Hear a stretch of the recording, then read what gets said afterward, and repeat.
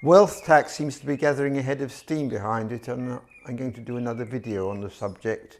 It's the worst tax idea since the poll tax, I would say. It's a mirror image, it's motivated by emotion. The poll tax was motivated by resentment. The wealth tax is motivated by envy. And when ideas are motivated by emotion, they tend not to be well thought through, and this is a good example of it, as was the poll tax.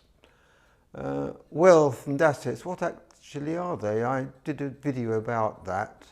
In classical economics, land is not wealth, which is an important thing. There's a huge amount of confusion about what wealth is and what it isn't, which is not a good start if you're going to have some legislation. How are assets defined? That's the key problem. And then how are they identified and valued? How do you value a racehorse? Okay, you say, well, we can't value racehorses, so we won't include them. And the next thing that will happen will be people buying racehorses to avoid the tax. And then how do you pay tax on assets that generate no revenue? Like the picture on your wall, do you cut a piece out of your Picasso and send it to the tax office?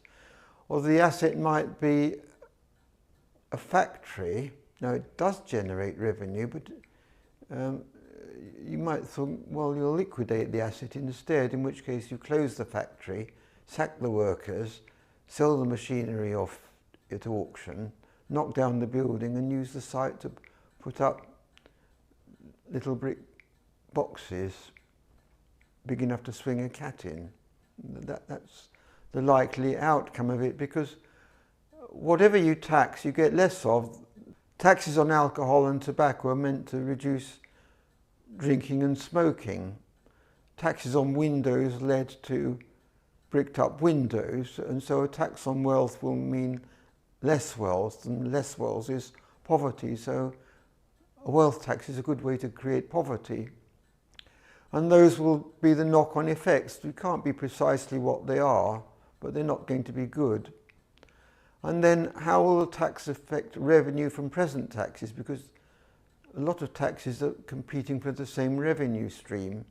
So it might actually reduce tax revenue from other taxes. And then there are the staffing implications for HMRC.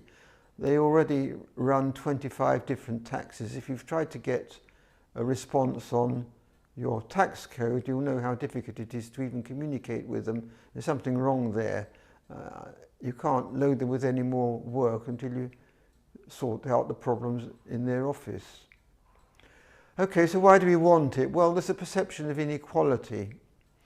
If you look at the inequality, you'll find that most unearned income is land rent, and the answer is specific taxation of land rent and getting rid of other taxes, which is what is known as land value tax.